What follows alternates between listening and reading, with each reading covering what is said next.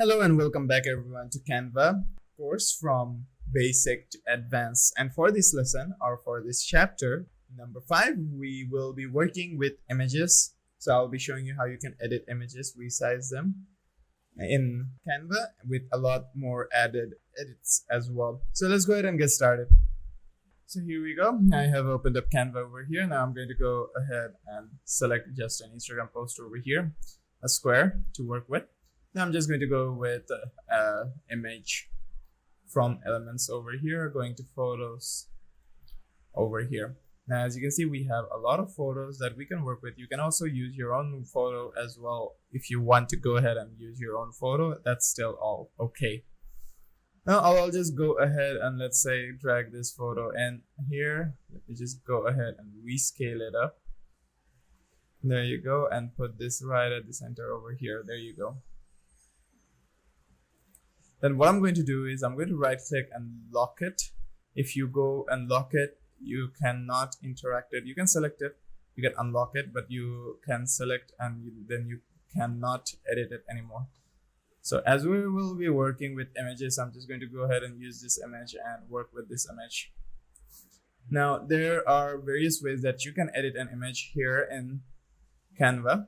So you have animate over here. So let me go to animate, and as you can see, I can have an animation added to it as well if you were to make it into a GIF, but we do not want to make it into a GIF. We want to have an edit option to it. So I'm just going to go with no animation. So I'm going to go ahead and remove the animation from here. There you go. You can change the position over here. You can center it. You can align it toward the left, align it toward the right, however you want to. I'm just going to go ahead and use it over here. Now there are various other ways that you can also import an image in.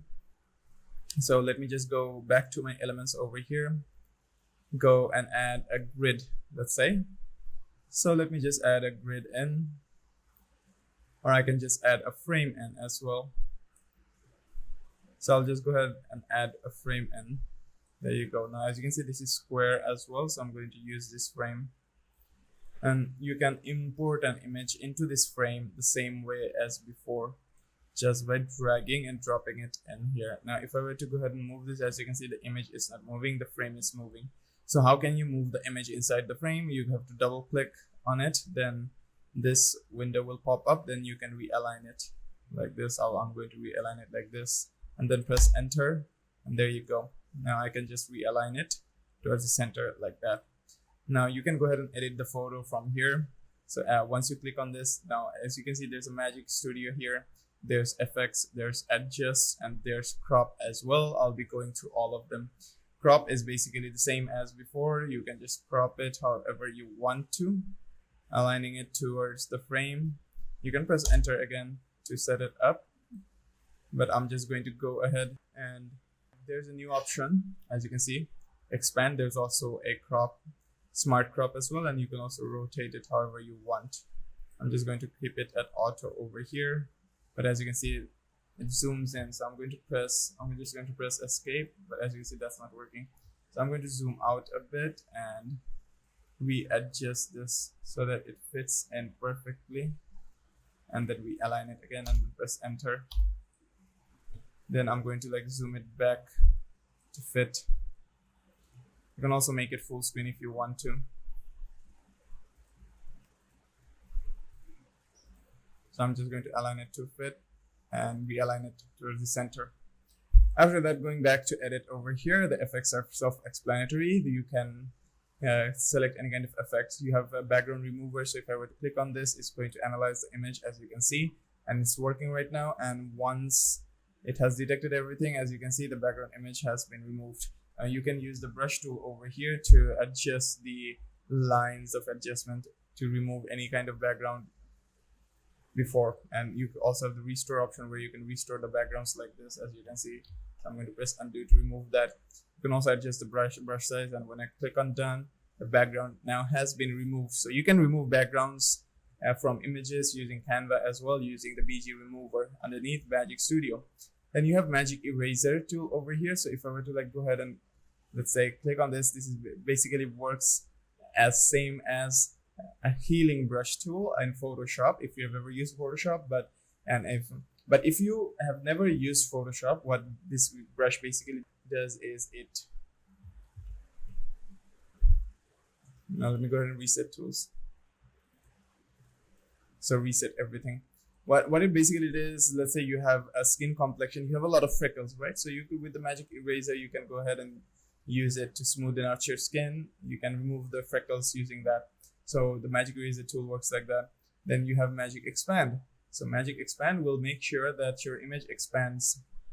As you can see, you have a crop and expand. So the image you have selected can be expanded. Currently, images that are locked, rotated, flipped, or in frames aren't supported by magic expand, as you can see. So if my image is not inside a frame, but I cannot use that because it is inside a frame. So there you go. Then you have smart crops. Underneath smart crop over here, looks great already, as you can see. So smart crop will automatically crop your image to a size befitting of your project design. So that's all for crop. And underneath adjustment over here, you have auto adjust. If you were to click on this auto adjust, it's going to automatically adjust everything. Now, as you can see, this image had a lot of brightness. It auto adjusted and adjusted all the brightness and every aspects over here. So I'm going to go ahead and press Ctrl Z to undo everything. Now I'll go ahead and manually adjust everything. Now, as you can see, it's very bright. It's a very cool format as well. So I can go ahead and increase the warmth temperature of this image. As you can see, I'll just keep it at 40. There you go. Now you have the tint. The tint is like an overlay filter. So if I were to move it towards this side, as you can see, the tilt is working. So I'll just move it a little bit over here with the warmth. Now the brightness will affect how bright your image is. I'm just going to lower it down. I think this is perfect. I'll keep it at 35, minus 35. Then you have contrast over here. Contrast, if I were to decrease it or increase it, as you can see the difference. I'm just going to lower down the contrast so our image looks much more sharper. Then you have the highlights, which will increase the whiteness. I will increase it towards the max side. Then you have shadows. If I were to decrease it, the darker parts or the shadows will be much more darker. But if I were to increase it like this, as you can see, the shadows are almost non-existent. I'll just keep it at 50 instead of 100. There you go. The whites and the blacks are self-explanatory. The whites will increase the whiteness, the white spots or the high tones of your image, as you can see. And the blacks will increase or decrease the black spots of your image, as you can see. I'll keep them as they are, and default 0 to 0. Then you have color. So underneath color over here, you have vibrance and you have saturation. So if I were to increase the vibrance, it's going to make the pixels of near each other, the color pixels near each other, much more similar to each other to create a much more vibrant look.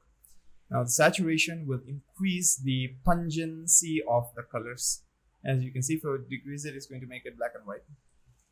Now underneath the color editor over here, if I would go here, I can go ahead and manually change the color of my image over here for those specific colors. As you can see, there's red, there's this color, and there's pale sky blue over here, and there's pale yellow over here. So if I were to go to yellow over here and change the color, as you can see, the color changes. So I want this phone not to be yellow. I want this to be matching this color, right?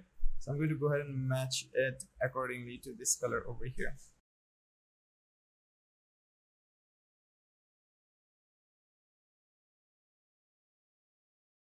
And you have the brightness and the darkness as well. So I'll reduce down the brightness a bit, adjust the color so that it matches our color over here. And as you can see, it's almost similar. So I'm going to go ahead and use this one.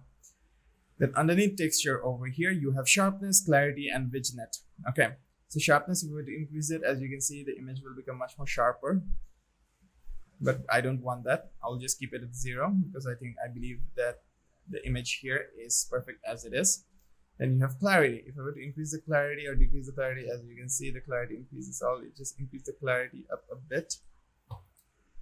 If I were to increase the sharpness now, as you can see, the sharpness increases as well. And the vignette will make sure that the borders are a bit darker. So I'll keep the borders a bit dark. There you go. So that's it for adjustment over here. You can also reset the adjustments as well. Now underneath effects here, you will have various forms of effects that you can use. As I've mentioned before, you have BG Remover, Magic Eraser, Magic Expand. You have Magic Grab now. So if I were to click on Magic Grab, it's going to grab the image over here. And as you can see, some parts of the image has been changed. The colors have been changed.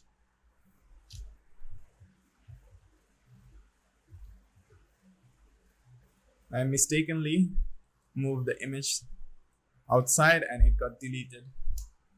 I'm going to go ahead and re-enable it again. Going back to our edit photo adjustment, I'll just auto adjust for now. This is going to take time to adjust them towards the settings, which I already set beforehand. So if I were to select on Magic Grab, as you can see, it grabbed my image right now. And as you can see, I only have the background. The characters are not here. It's because I grabbed them, right? So you can use the Magic Grab tool to make it like that. Then you have Grab Text. So Magic Grab grabs objects from the images from the background, like separates objects from each other. Where the Grab Text, for example, you have a text in your image, right? You can go ahead and use the Grab Text here to grab that text and edit that text. Now underneath filters over here, if underneath effects, you have filters. If you were to click on select see all, you'll see all the available filters here that you can go ahead and apply on.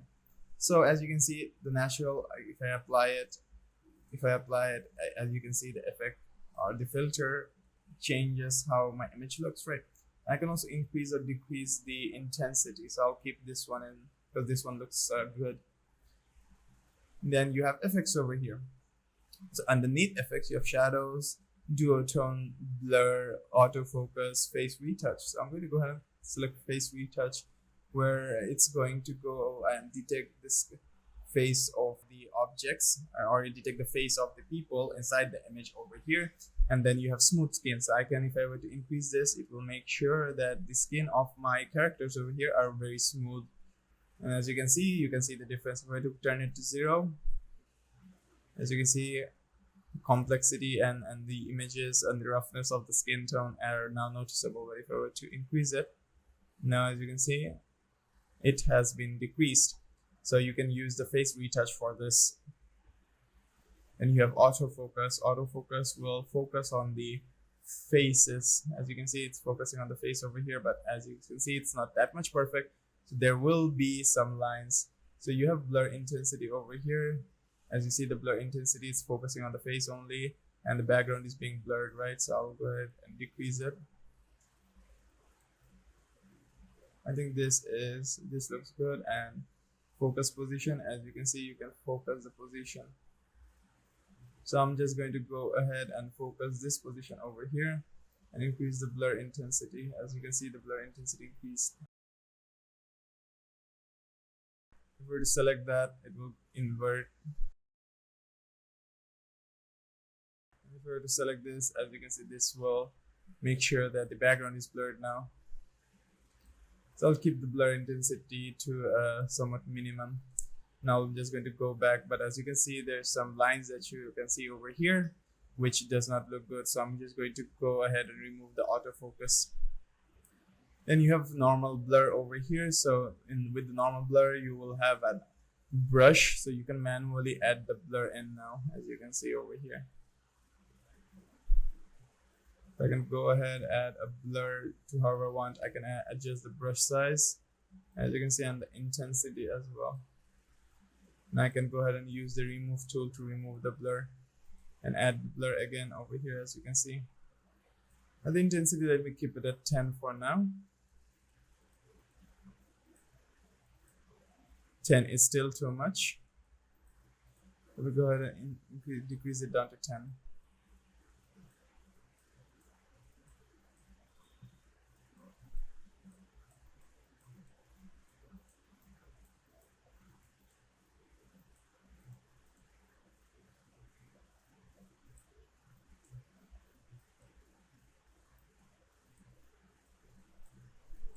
So this is one way that you can go ahead and use the blur tool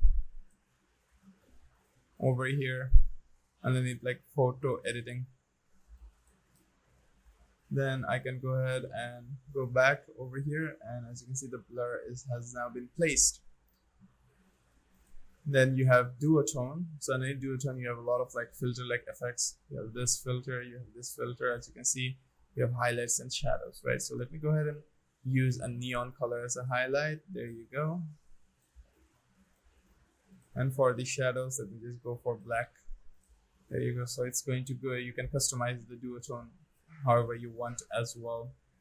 Underneath edit photo over here, underneath effects, then you have shadows as well. So you can have like this shadow which surrounds your frame or image, but we do not need shadows for this one. Then underneath apps, you have a lot of utilities that you can use. So if you were to use Pixify over here, this is created by Yomu Labs, as you can see. And as you can see, you also have the permissions. When this app is open in a design, it can read and change the contents of the design, access your uploaded media in Canva, and upload new media on your behalf. So anything that you can create with this will be uploaded, or this app will have the permission to upload it on your behalf. So it will seem like that you have uploaded or shared this.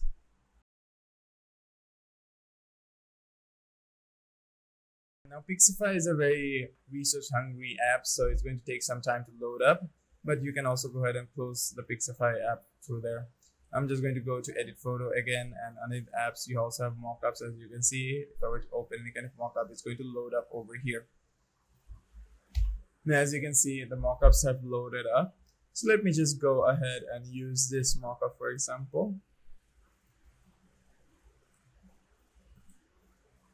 As you can see, this mockup has been selected right now. I can go ahead and put this image or save this image. I can right click on this,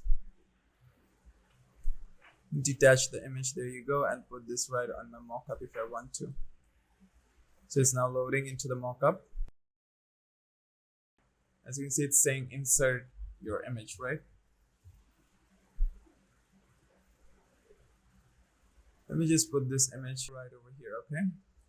And over here, I'm just going to go ahead, just keep this image right over here for now. I'm going to go ahead and delete that, put this image right over here.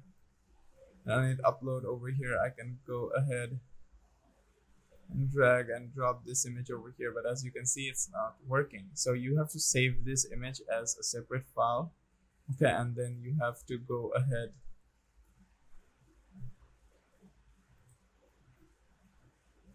and import this image inside this mockup.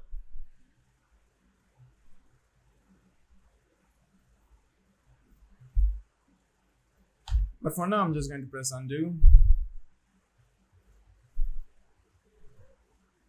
Now, why I undid it? Because if I were to go ahead and select this mockup, for example, as you can see underneath the uploads over here, or underneath design over here, or underneath elements over here, let me just go ahead and open up an image and just drag it and drop it onto this mockup. But as you can see, as I've already used this image inside this mockup, as you can see, it has already been placed on this mockup. So that's basically how you can also put images onto mockups to see if your edited image works perfectly or looks perfectly inside any kind of mockup or on top of any kind of mockup. Now, going back to edit photo over here, you have apps, you have mockups, which I showed. You have image upscaler. So if you have a low resolution image, with the image upscaler, you can go ahead and increase the resolution of it. If an image is not colored properly, you can use colorize over here. Now underneath apps over here, you can also access various forms of apps from apps over here in the UI to see which app or which kind of photo editing app goes well with your photo. So that'll be all for this lesson on how to utilize or edit your photos, or how to basically work with images. So that'll be all for this lesson, and I'll be seeing you in the next one.